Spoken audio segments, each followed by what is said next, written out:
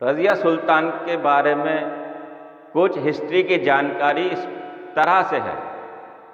रज़िया सुल्तान इल्तुतमिश, जिनको अल्तमश भी कुछ लोग कहते हैं, उनकी बेटी थी। रज़िया सुल्तान की पैदाइश 1205 में बदायूं में हुई थी। उसके बाद रज़िया सुल्तान सबसे पहली महिला शासक भी थीं। रज़िया सुल्तान बहादुर थीं। उन्होंने आर्मी की ट्रेनिंग ली थी, यानी सैनिक ट्रेनिंग भी ली थी, घुड़सवारी भी सीखी थी और राजपाट के कामों में वो हाथ भी बटाया करती थी। जब इल्तुतमिश यानी अल्तमश दिल्ली के सुल्तान बने, उसके बाद जो उनका बड़ा बेटा था उसको उन्होंने अपना जानशीं उत्तराधिकारी बनाना चाहा, यानी उसको राजगद्दी पर बिठाना चाहा, लेकिन उसकी कम उम्र में ही मौत हो गई थी। उसके बाद रज़िया सुल्तान क्योंकि एक्सपर्ट थीं, सैनिक ट्रेनिंग लिए हुई थीं और सल्तनत के कामकाजों को भी जानती थीं, और इल्तुतमिश की चहीती बेटी भी थीं, तो वो रज़िया सुल्तान को राजगद्दी पर बिठाना चाहते थे। लेकिन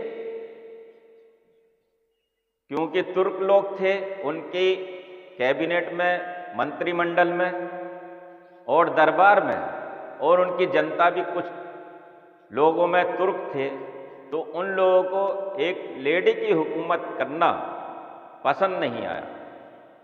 इसलिए उन्होंने रज़िया सुल्तान को उस टाइम गद्दी पर नहीं बिठाया। सन 1236 में इल्तुतमिश के इंतकाल के बाद रुकनुद्दीन, जो उनका छोटा बेटा था, उसको राजगद्दी पर, राज सिंहासन पर बिठाया गया। इल्तुतमिश की जो विधवा थी शाह तुर्कान, उनका बेटा फिरोज शाह था, रुकनुद्दीन फिरोज शाह।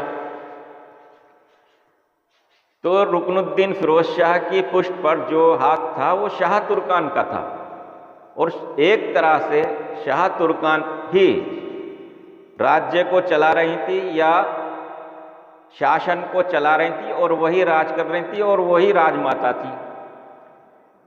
लेकिन उनकी नीतियां ठीक नहीं थी, और रुकनुद्दीन जो था एक सुस्त था और नाकारा था, साबित हुआ।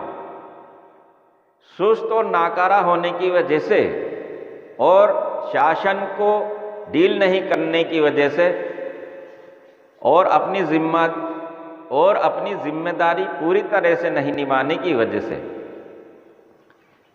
जनता ने बगावत कर दी।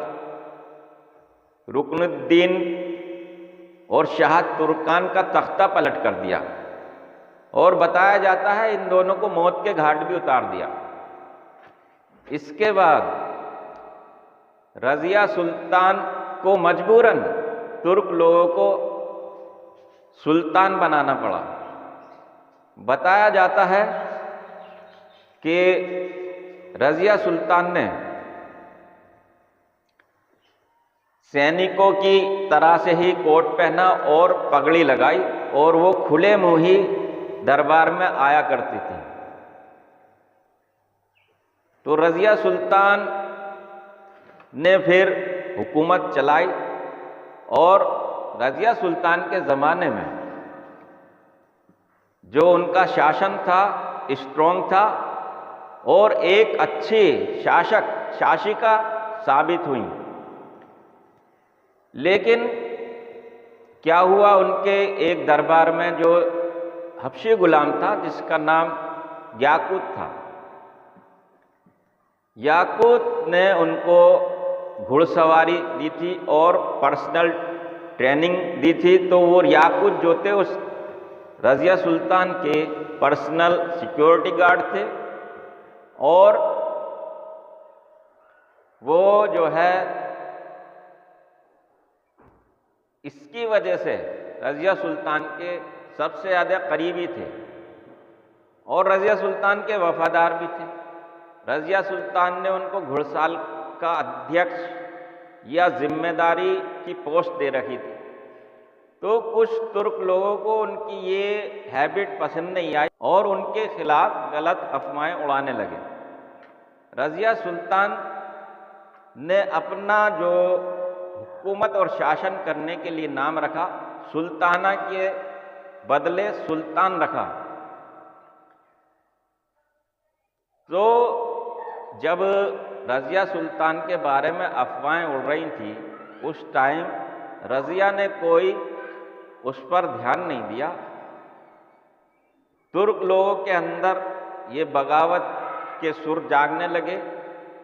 जो उस टाइम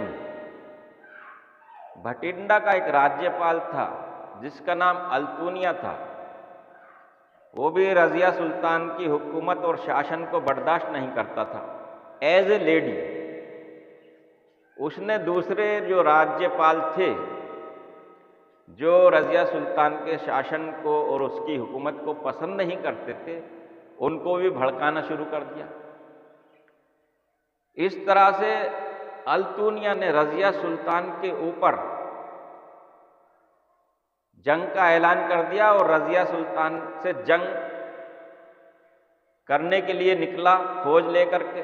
रज़िया सुल्तान ने भी जंग की और ज़बरदस्त जंग हुई, क्योंकि रज़िया सुल्तान जो इससे पहले कई जंग लड़ चुकी थी और जीत भी चुकी थी और अपने फादर इल्तुतमिश के साथ भी वो कई जंगों पे गई थी और उसमें उसने फतह हासिल की थी। तो रज़िया सुल्तान जंग में भी माहिर थी, लेकिन अल्तूनिया ने धोखे से उनको गिरफ्तार कर लिया। गिरफ्तार करने के बाद रज़िया पर दबाव बनाया कि वो उनसे शादी कर ले, नहीं तो उसको मार दिया जाएगा। एट लास्ट क्या हुआ कि रज़िया सुल्तान ने उनसे शादी कर ली। अब शादी करने के बाद जो बहराम शाह था, उसका भाई, उसने दिल्ली की सल्तनत और सिंहासन पर कब्जा कर लिया और राजगद्दी पर कब्जा करके उसका सुल्तान बन बैठा। तो अल्तूनिया और रज़िया सुल्तान उससे जंग करने के लिए निकले बहराम शाह से। लेकिन बहराम शाह क्योंकि पूरे सल्तनत का उस टाइम सुल्तान था, उसके साथ फौज भी ज़्यादा थी, तो अल्तूनिया और रज़िया सुल्तान की इस जंग में हार हुई। अल्तूनिया और रज़िया सुल्तान को भागना पड़ा। भागते भागते वो दूसरे दिन हरियाणा के कैथल पहुंचे। कैथल में जो है वहाँ उनके सैनिकों ने उनका साथ छोड़ दिया। उसके बाद सन 1240 में कुछ डाकुओं ने घेर करके उन दोनों को जान से मार दिया, उनको कत्ल कर दिया और उन दोनों की मौत हो गई। तो रज़िया सुल्तान की जो पूरी जिंदगी की उम्र रही वो सिर्फ 35 साल रही और रज़िया सुल्तान ने जो सल्तनत को संभाला और वो सुल्तान बनी, वो सिर्फ 4 साल के लिए सुल्तान बनी रही। लेकिन इतने ही कम समय में वो पूरी दुनिया में अपना नाम छोड़ गई। आज भी उनको एक ज़बरदस्त लेडी रूलर के नाम से जाना जाता है। अब आती है इनकी कब्र कहाँ पर है। तो 3 स्टेट के लोग इन पर दावा करते हैं। एक तो हरियाणा के कैथल वाले लोग और दूसरा राजस्थान के टोंक वाले और तीसरा दिल्ली के तुर्कमान गेट वाले। अब अगर देखा जाए तो तुर्कमान गेट पर 2 कब्रें हैं, जिसमें बताया जाता है ये जो कब्र का रास्ता है तुर्कमान गेट पर बहुत पतली पतली गलियों में से होकर के जाता है और ये 2 कब्रें वहाँ पर एक रज़िया सुल्तान की है, एक उनकी बहन शाजिया की है। अब ये तुर्कमान गेट पर क्यों है इनकी कब्र या मकबरा? यहाँ पर भी एक वजह है। तुर्कमान गेट पर थे एक सूफी संत जिनका नाम था शाह तुर्कमान बयाबानी। तो इनकी ये खानका थी और ये खानका में जाया करती थी रज़िया सुल्तान, इनकी मुरीद थी शाह तुर्कमान की, इसलिए वहाँ जाया करती थी।